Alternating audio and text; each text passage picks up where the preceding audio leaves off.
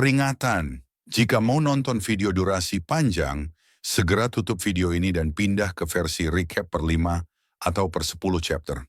Jika belum ada video versi recap terbaru, tunggu aja sampai angka chapternya mencapai syarat recap. Itu aja, terima kasih. あなたに会いに来ました。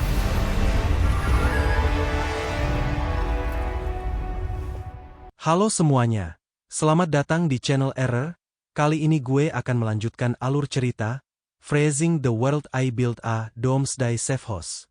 Chapter 631. Mendengar perkata Yehi, Zhang Yi menghela nafas, lalu berkata dengan ringan, "Tangkap dia hidup-hidup, jangan biarkan dia mati." Yehi mengangguk dan berkata, "Saya mengerti, Kapten." Dia melangkah maju dan menatap wanita di depannya yang telah menyebabkan kehancuran tim Tianshan. Matanya dipenuhi kebencian. Dia meninju perut Mayumi Takeuchi dengan keras. Mayumi mengejang seperti udang dan memuntahkan bola besar cairan lambung. "Kalau saja Kapten tidak meminta menangkapmu, aku sudah mengubahmu menjadi abu sejak lama." Yehi mengambil weapon lalu mengarahkannya ke Mayumi Takeuchi. "Jangan berpikir untuk bundir. Pergilah."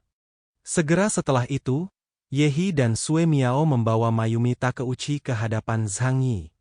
"Kapten, apa yang harus kita lakukan padanya?" Segera setelah itu, mereka melemparkan Mayumi Takeuchi ke hadapan Zhang Yi. Zhang Yi menatap Mayumi Takeuchi di tanah dengan senyum santai di bibirnya. "Karena aku tidak menghabisinya, tentu aku akan menyimpannya untuk digunakan nanti." Mayumi Takeuchi sangat lemah sehingga dia hampir tidak lagi memiliki kekuatan untuk berbicara. Dia sudah sangat lemah, sungguh aneh dia melihat dia masih sadar setelah menerima pukulan Yehi. Di saat yang sama, Yang Xinxin yang dibawa Hua-Hua di sana dan berlari ke sisi Zhang Yi. "Kakak Zhang Yi," gumam Yang Xinxin sambil berlari mendekati Zhang Yi. Zhang Yi menunjuk Mayumi Takeuchi dan berkata, "Xinxin, berikan dia panah cinta." "Aku," jawab Yang Xinxin, dia mengerti rencana Zhang Yi. Yang Xinxin menjentikan jarinya, dengan cepat malaikat manipulatif itu melepaskan panah cinta ke arah Mayumi Takeuchi untuk menjadikan wanita itu sebagai babunya. Yang Xinxin kemudian berjalan mendekati Mayumi Takeuchi. Dia membungkuk untuk menyamakan tinggi dengan Mayumi Takeuchi. Dengan santai Yang Xinxin bertanya, "Ceritakan segalanya tentang Jinguji. Dan bagaimana cara menghabisinya?" Pipi dan mata Mayumi Takeuchi memerah. Di matanya, Yang Xinxin menjadi satu-satunya orang di dunia yang layak mendapatkan kepercayaan dan ketergantungannya. Bahkan bisa membuatnya menyerahkan nyawanya untuk itu.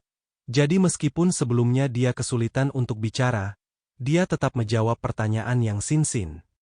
Dia abadi dan bisa beregenerasi bahkan jika hanya tersisa setetes darah. Kecuali seluruh esensinya habis, dia harus dihabisi sedikitnya 10.000 kali agar musnah. Pernyataan ini membuat semua orang terdiam. Menghabisi 10.000 kali? Kekuatan subruang Zhang Yi untuk sementara tidak bisa digunakan, dan tidak ada orang lain yang bisa menghabisi Seiichiro Jinguji bahkan hanya sekali. Yang Xinxin menggerakkan tangannya lalu memegang dagu Mayumi seakan sedang menggodanya. "Apa ada cara lain selain itu?" Mayumi Takeuchi merasa senang, dengan senyum di wajahnya dia berkata dengan serius. "Ada, biarkan saja dia bundir. Satu-satunya yang bisa memusnahkannya adalah dirinya sendiri." Fatisu memegangi kepalanya dengan panik. Bukankah ini omong kosong? Dia tidak gila, mengapa dia bundir? Zhang Yi berdiri perlahan, dia yang awalnya sedang ngudut. Setelah mendengar perkataan Mayumi Takeuchi, dia memutuskan untuk membuangnya. "Aku mengerti, ayo kita lakukan." Zhang Yi sudah memikirkan sebuah rencana. Semua orang menatap Zhang Yi dengan heran. "Kapten, apakah kau punya rencana?" "Hampir, tapi patut dicoba." Zhang Yi menunjuk Mayumi Takeuchi dan tersenyum. "Karena kita bisa mengendalikannya, kita sudah setengah jalan." Di medan perang, Seiichiro Jinguji memberikan tekanan besar pada tim Tengu. Dia menghasbisi 2 orang dalam hitungan menit. Jika Baili Changqing dan Liang Yu tidak berjuang mati-matian untuk menghalanginya, tidak akan ada seorang pun yang mampu bertahan dari serangannya. Aku bisa melihat arah seranganmu. Mengapa kau tidak menyerah dan menyerahkan Zhang Yi? Aku masih bisa membiarkanmu bergabung dengan faksi pendaratan kami. Ucap Seiichiro Jinguji dengan percaya diri. Di sisi lain, Zhang Yi sudah mulai menjalankan rencananya. Yang Xinxin memegang bahu Mayumi Takeuchi dan berkata, ambil kembali kekuatan yang kau berikan padanya. Tentu saja Mayumi Takeuchi menuruti perkataan Mayumi Takeuchi. Di medan pertempuran sekejap mata, perubahan tiba-tiba terjadi pada Seiichiro Jinguji, apa yang dia lihat di matanya telah berubah secara signifikan. Seiichiro Jinguji tertegun sejenak sebelum menyadari kalau dia tidak bisa lagi melihat masa depan. Apa yang terjadi? Mengapa aku tidak bisa memprediksi arah serangan mereka? Tunggu, aku ingat saya punya partner bernama Mayumi Takeuchi. Sebuah suara familiar datang dari udara. Suara itu menarik perhatian Seiichiro Jinguji. Seiichiro Jinguji, teriak Zhang Yi mencoba memprovokasi Seiichiro Jinguji.